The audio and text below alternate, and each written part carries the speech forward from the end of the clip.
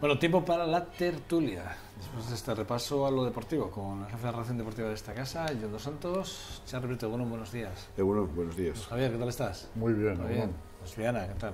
Buenos días, muy buenos. Es que nos has dado plantón aquí en alguna mesa de estas de debates. Aquí estamos de nuevo. Bueno, gracias a los tres. Después de estos días de vacaciones, por cierto, buen color tiene Luis Javier, ¿eh? Has estado tomando el sol, ¿eh? Sí, he encontrado sitios de sol, he ido a buscar un sitio de sol. Pues los has buscado, pero bien, ¿eh? Te lo has llevado tú todo. Tú todo. Bueno, os planteaba ayer dos temas, pero hay uno... Bueno, antes de nada, si me permitís, sí que es verdad que entrevistamos aquí a Fernando de Pinedo hace unos minutos y hablábamos, y el último tema que hemos tratado ha sido un poco el tema de la corrupción, comparativamente, un poco Euskadi, España, tal, no sé qué, y el papel que pueden jugar en las elecciones autonómicas o no.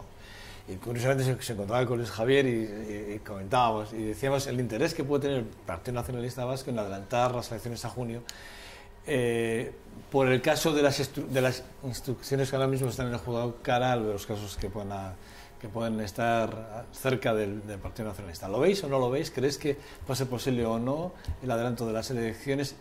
Estratégicamente para el PNV lo puede ver como algo factible, sí, ¿no? No sé. Yo, por lo que me pueda tocar, pero primero, no es el PNV el que convoca elecciones, es el Lehendakari el que convoca elecciones. Y él es el que tiene que valorar las cosas. Yo creo que lo ha dicho por activa y por pasiva en el último mes. Ha dicho que él ha venido a terminar la legislatura.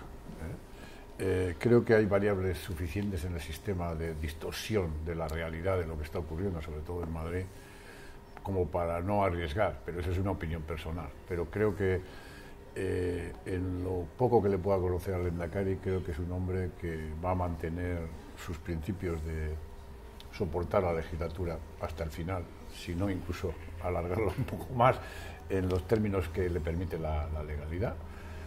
Pero esa es una sensación mía y ni siquiera es el PNV el que lo valora es el Lehendakari, y no deben ser un caso de un juicio posible que pueda producirse en octubre, noviembre o diciembre de este año, o en enero o febrero, que todavía no está marcada la fecha. No debe ser jamás algo que marque la agenda de convocatoria de elecciones o de dar por cerrada y por comienzo de otra legislatura. No, yo creo que no. Charly, siempre he pensado, y cuando digo siempre digo desde hace muchísimos meses, porque los rumores de adelanto electoral en las autonómicas vienen ya del año pasado. Se hablaba de que incluso este año, el 2016, no arrancaría porque se iba a anticipar esa convocatoria electoral. Yo siempre pensé que no, que las variables por las que se suele mover la política, y dentro de la política los gobiernos, suelen ser más bien de carácter económico y de carácter social, y que precisamente la legislatura vasca, la actual, necesitaba un recorrido para tratar de hacer esa recuperación económica y social en la que hemos trabajado muy intensamente los socialistas, porque hemos posibilitado que haya presupuestos, que haya una situación favorable para la defensa de los servicios públicos, de la sanidad, de la educación, y también para que haya políticas fiscales que permitan mantener esas políticas económicas y sociales. Y en este momento en los que las variables económicas son algo mejores en el País Vasco de lo que han sido en los años anteriores, aunque siga habiendo problemas muy de fondo y muy importantes, que ahí está la siderurgia, entre otros, pero un momento en el que hay una cierta recuperación en el crecimiento económico, en las cifras de empleo, yo creo que a cualquier gobernante le interesa que esos resultados sean lo más visibles posibles. Y esta ha sido mi teoría, con independencia luego del análisis que pueda hacer de la labor de gobierno que ha hecho durante todo este tiempo Urkullu con su equipo. Pero más allá de eso, me parece que con estos elementos son los que se conforma una opinión política, un gobernante, a la hora de convocar unas elecciones. Y yo creo que en este momento, teniendo además en España abierto el frente político de la formación de gobierno, incluso de la repetición de unas elecciones, mezclarlas, hacerlas coincidir, es algo que a los nacionalistas tampoco les ha gustado nunca. Y yo me imagino que todas estas razones son infinitamente más poderosas o importantes que algunas otras que puedan estar también por ahí, algunos otros elementos que puedan participar de la política, pero que no tienen esta entidad. Luis. Bueno, las elecciones de forma natural tendrían que ser el 21 de octubre, pueden llegar a ser el 20 o 21 de noviembre, a pesar de que en alguna conversación, hablando aquí con Charlie, yo recuerdo que le hablaba del 20 de diciembre, pero no, lo dice Wikipedia. Si te metes en Wikipedia, elecciones vascas, hace un juego con la ley de elecciones del Parlamento Vasco, cuál es la fecha máxima en la que pueden ser convocadas las elecciones, y la fecha más tardía posible, no recuerdo si es 20 o 21 de noviembre. Estamos hablando de la posibilidad de que Urkullu anticipe, se supone que a más tardar sería la fecha de domingo 26 de junio, porque más allá ya julio parece que no sería practicable, y en fin, septiembre parece que tampoco. Más que hablamos ahora de cámaras. Luego para eso no lo sé, antes habéis dicho que ya no habría plazo, lo que sabemos es que no pueden coincidir con las elecciones generales si las hubiere. Eso lo sabremos la víspera de San Prudencio, el 27 de abril, sabremos ya por las fechas de convocatoria del hipotético pleno de investidura, que tiene una fecha límite de 2 de mayo. Yo creo, por ese juego de fechas, que es difícil. Y la alternativa, o el elemento, vamos a decir, positivo, hablándolo claramente, sería la apertura del juicio oral por el caso de Miguel, que se celebrará en Vitoria y que puede desarrollarse pues en esas fechas de octubre, y que será largo por el número de procesados y por la densidad, un proceso de investigación que ha durado más de 5 años, ¿no? Hombre, no creo que ese escenario coetáneo sea un elemento agradable para el Partido Nacionalista Vasco, pero efectivamente, y lo revuelto que está la política española, pues yo creo que tampoco facilita esa convocatoria anticipada. Igual es más fácil seguir la tesis y decir, bueno, que el tiempo vaya solucionando las cosas, que a veces, poco a poco, paso a paso, ¿no? A veces se solucionan solas, como hace un presidente de gobierno español. Bueno, no sé, en cualquier caso sí que la teoría, yo lo ponía encima de la mesa porque sí que es verdad que es la teoría de Euskal Herria Bildu. La teoría de Euskal Herria es esa, ellos creen que el PNV, por cuestiones de sumario, pues adelantar elecciones. Os proponía hablar de los papeles de... Sí. Es una disculpa de H. Bildu por hablar del sumario. Si no salen los medios, ellos utilizan esto para que se hable del sumario. Pero bueno, está bien, como táctica política está bien. En cualquier caso, yo os proponía hablar ayer de los papeles de Panamá, porque es lo último que conocemos en este sentido, es lo más revolucionario, lo más así, lo más... No sé cómo decirlo, porque sí que es verdad que, y estaba leyendo ahora una noticia que acaba de salir hace 2 minutos con el tema de la cantidad de países que van a abrir ya, van a pedir toda la documentación que les atañe. Entre ellos está Francia, Reino Unido, Austria, Holanda, Brasil, México, la India, Australia y un largo etc. Entonces España, por supuesto, también, sin lugar a dudas. Y bueno, y entre los nombres sí que es verdad que ayer se daban algunos, pero hoy ya empezamos a conocer otros. Pero sí que es verdad que, por ejemplo, la semana pasada nosotros aquí hablamos de las familias que en el 2015, familias importantes, como los Mora Figueroa o los Domecq, habían recibido ayudas de la Unión Europea con respecto a las ayudas agrarias, y ayer salía precisamente la mujer de Arias Cañete, que mucho tiene que ver con las empresas de su familia, que recibió en el 2015 ayudas fiscales de Europa por 36 millones de euros. Legales, porque si se las da Europa, yo no tengo nada que decir. Choca que familias que tienen un patrimonio por encima de los 450 millones de euros, bueno, pues tengan ese tipo de ayudas. Choca, cuando menos choca. Pero sí que es verdad que está dentro de esta lista que ayer salía a la palestra, como la doña Pilar de Borbón, la hermana del ex rey de España, ¿no? De alguna forma. Sí que es verdad que chocan este tipo de cosas, pero bueno, no sé qué valoración hacéis con respecto a este tipo de noticias, teniendo en cuenta que han aparecido otro tipo de listas y que hemos visto cómo se han ido diluyendo en el tiempo ciertas listas, y que de la cantidad de nombres que tenían que haber salido o aparecido, no hemos vuelto a saber más. No sé. Se están dando muchos datos en estos días, con los papeles de Panamá, muchos nombres, cantidades, fechas, y yo creo que entrar en el detalle es siempre complicado, primero porque todos los detalles que se están dando no coinciden entre unas informaciones y otras, y en segundo lugar porque además nosotros no tenemos tampoco documentación que pudiera soportar una opinión. Ya quisiéramos tener la documentación. Que pudiera soportar una opinión en detalle, pero sin embargo, más allá de las personas que están apareciendo, de las fechas en las que se les atribuye haber tenido cuentas en Panamá, haber tenido sociedades operando para no pagar impuestos, a mí me parece que hay dos elementos que son los más importantes y los que yo destacaría. El primero, que afortunadamente ya no hay ningún sitio que se pueda empezar a considerar seguro para evadir los impuestos. De una u otra forma, será por venganzas, serán por investigaciones, será por filtraciones, será por lo que fuere, pero están empezando a caer muchos paraísos fiscales desde el punto de vista de la información.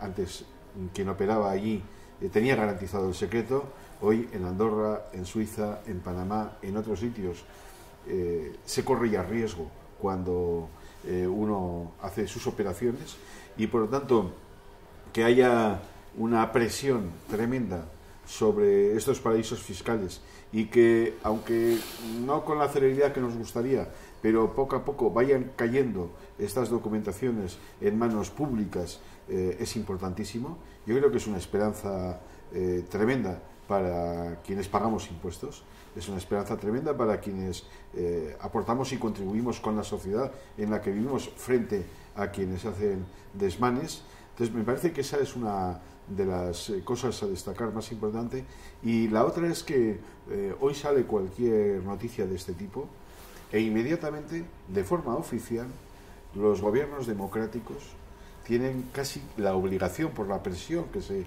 ejerce sobre ellos, la presión ambiental, de iniciar investigaciones. Y a partir de ahí no hay una hacienda que se pueda quedar quieta.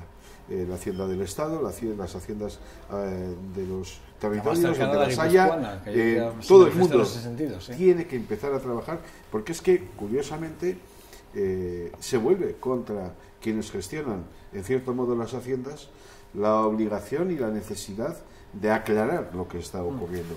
Y por eso esas dos presiones políticas, y con esto termino, me llevan a una esperanza, a una idea que a mí siempre me ha gustado mucho, y que, bueno, pues cuando la he comentado parece que no es del gusto de la mayoría, que es lo que yo llamo la cultura de la fiscalidad. Yo creo que en las sociedades democráticas, en las sociedades avanzadas, en las sociedades modernas, en las sociedades con servicios públicos y con derechos, tiene que haber una cosa que se llame la cultura de la fiscalidad, y que todos tengamos cultura de fiscalidad. Bueno, eso es complicado, ¿eh? Sí, bueno, yo comparto en gran medida lo que ha dicho Charlie. Aparte, me he llevado alguna sorpresa, porque yo en la lista sí que he ido cogiendo abuela pluma, pues aparecen padres de presidentes, de primeros ministros, hermanos de reyes. Quiero decir, directamente ellos, salvo el primer ministro islandés, el resto eran padres, hermanos, cuñados, suegras. Pero la sensación, primero, es que está más generalizado de lo que yo pensaba, todo esto de evadir impuestos, que es algo que debe ser innato. A altas instancias, ¿eh?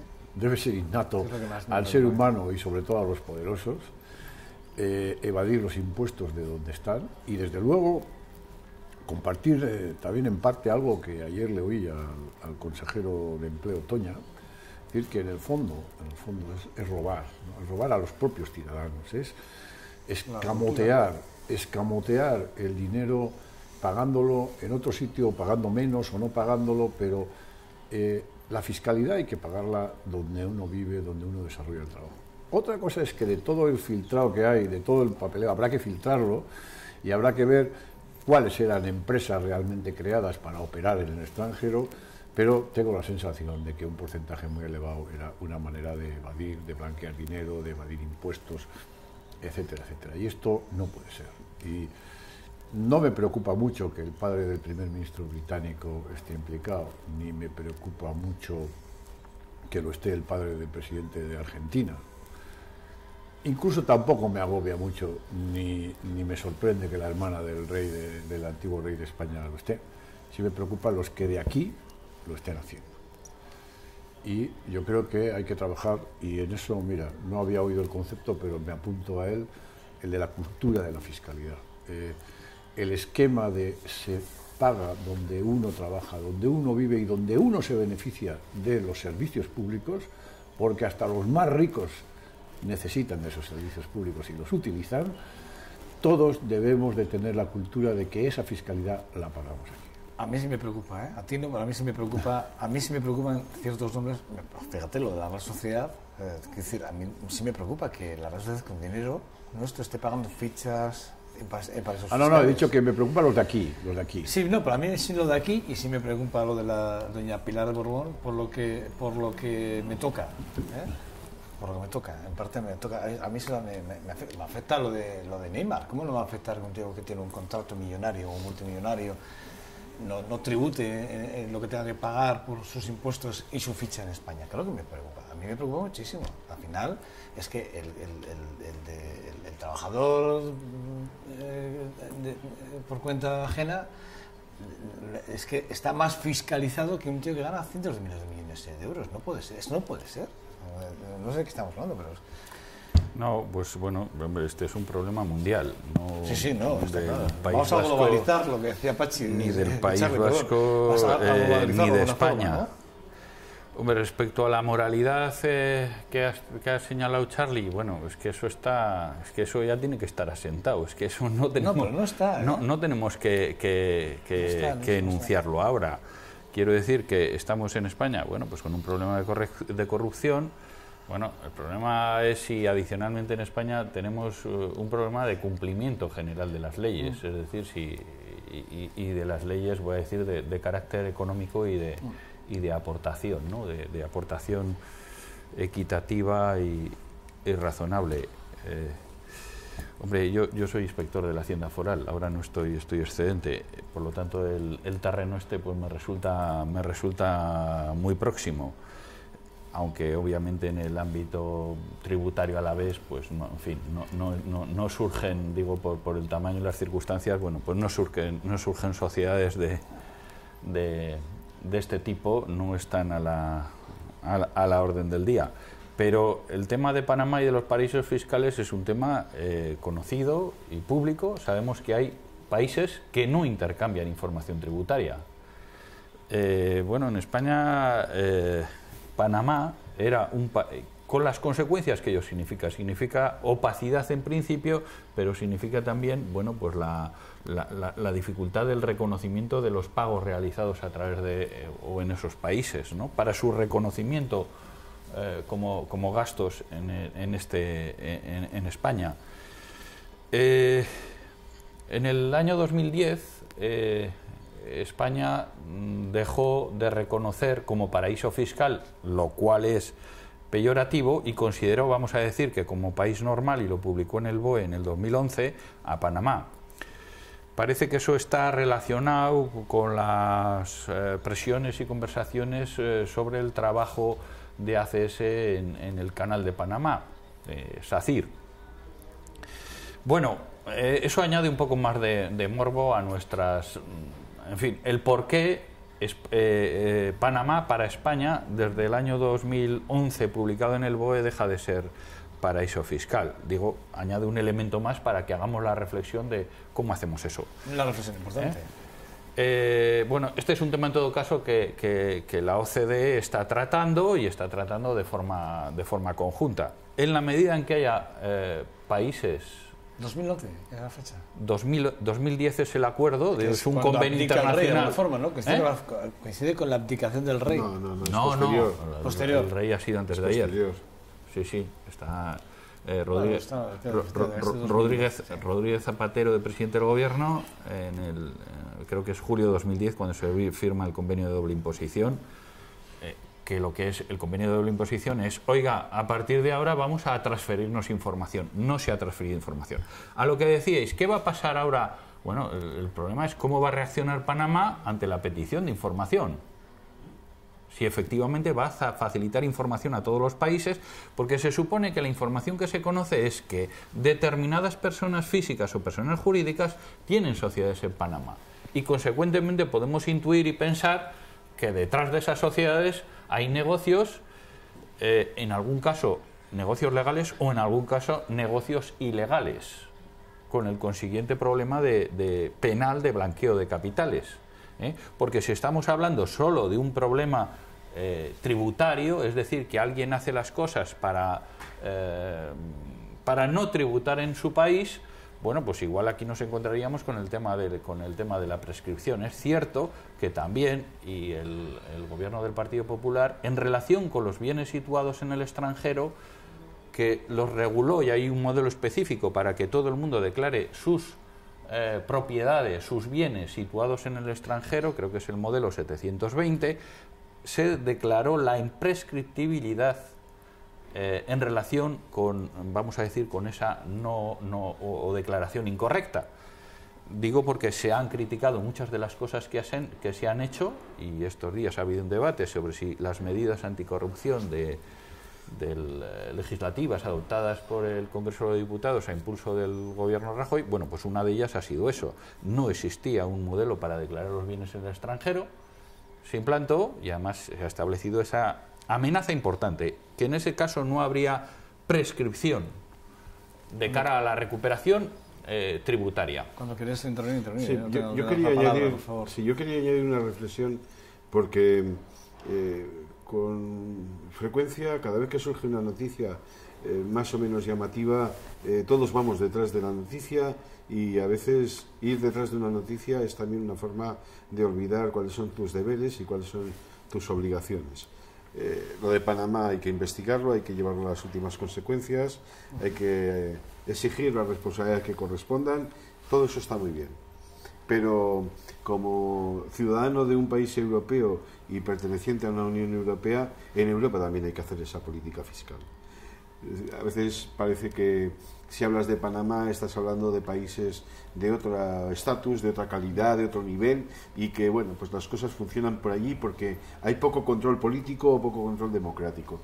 En Europa, quien hoy preside la Unión Europea, que antes fue presidente de Luxemburgo, durante más de una década estuvo utilizando una ingeniería fiscal para atraer empresas de 20 y tantos países europeos, más de 400 y pico multinacionales, que estuvieron pagando a unas tributaciones de impuesto de sociedades mínima, casi cero, que significó también un expolio extraordinario para las haciendas de todos los países europeos y, por lo tanto, su repercusión en el empleo, en los servicios públicos, etcétera.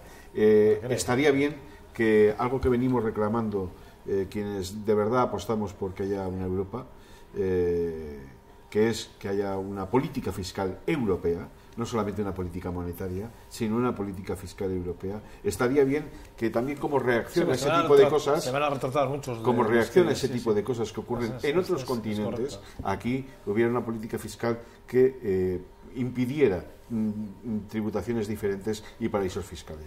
Introduzco rápidamente, tenemos 3 minutos, pero quiero introducir un dato a conocer un poco lo que está haciendo un poco Charlie Prieto, y es verdad que aquí que Fernando de Pinedo hablaba un poco también del tema de cuando Nadal vino a Guipúzcoa a instalarse en ese sentido, aprovechándose de un modelo fiscal, de unas ayudas fiscales, concretamente de una negociación con la Diputación Foral de Guipúzcoa con respecto a unos ingresos patrimoniales de empresas, etcétera, y salió, lo ha dicho él, 12.000 euros que va a ser la declaración de la renta ese año, sin más. Ahí lo dejo. Sí, pero eso tendrá que reprochárselo. Es decir, no un poco a lo que dice un poco Charlie Prieto. Como aquí hay tributos. Hablamos de Europa, ¿no? Hablando de Europa lo tenemos muy cerquita. Hay vecinos y empresas que están ubicadas fiscalmente en el País Vasco, pero que pueden tener perfectamente un fondo de inversión o una SICAP en Madrid porque ahí tributan menos. A mí eso me sigue pareciendo injusto. Muy justo. Pero eso ya no es decir, tampoco tenemos que hablar de una política fiscal absolutamente homogénea, porque cada uno tendrá que organizarse como pueda, ¿no? Pero en cualquier caso eso es transparente, se sabe, quiero decir, otra cosa es que a mí me parece no del todo ético que uno viva aquí, se aproveche los servicios públicos de aquí y en un momento determinado decida pagar menos impuestos allá.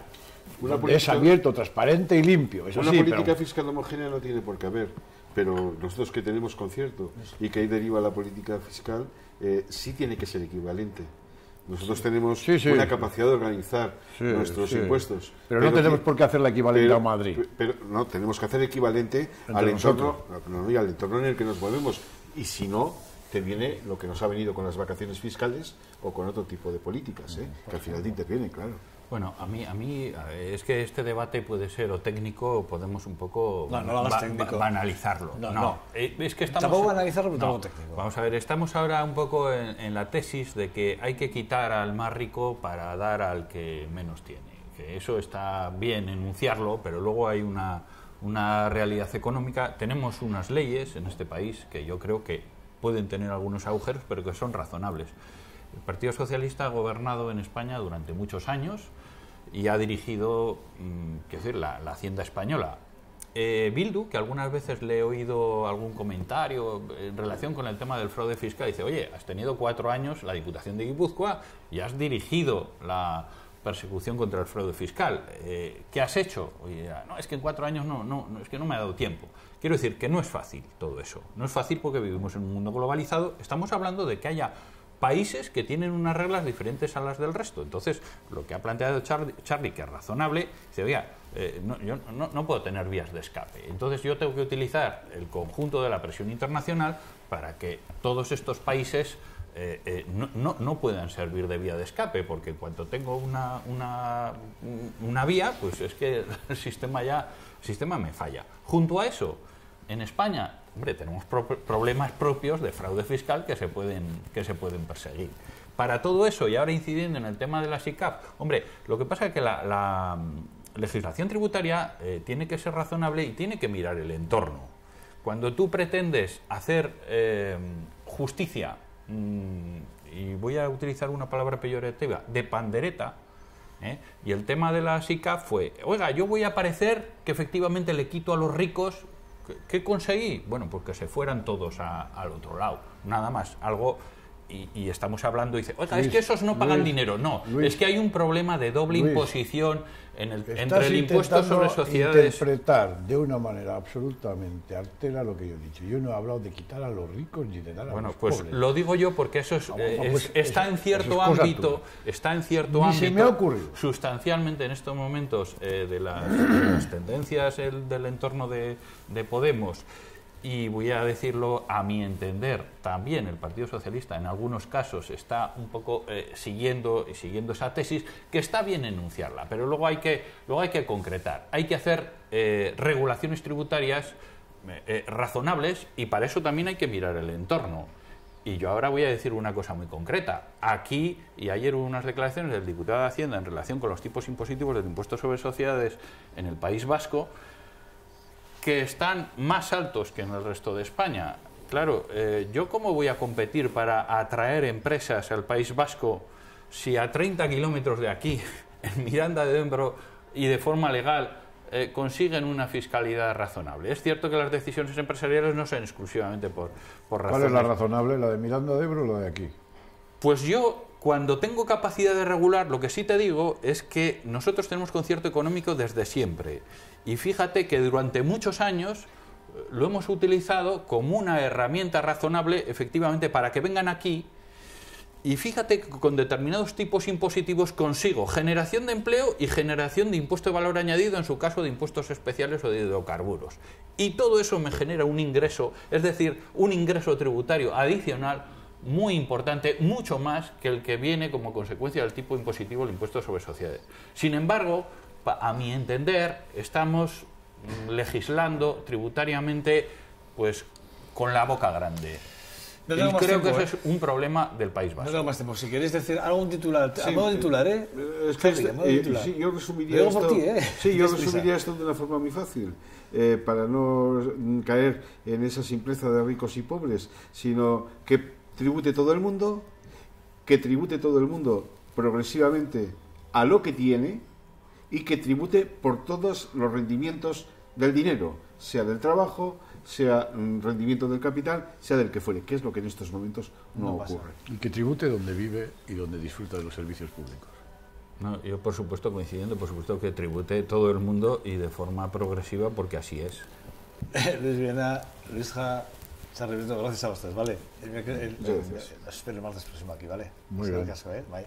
Bueno, nada, pausa por publicidad y vamos a hablar de literatura y lo vamos a hacer con Roberto Lastre, que está por aquí hasta ahora.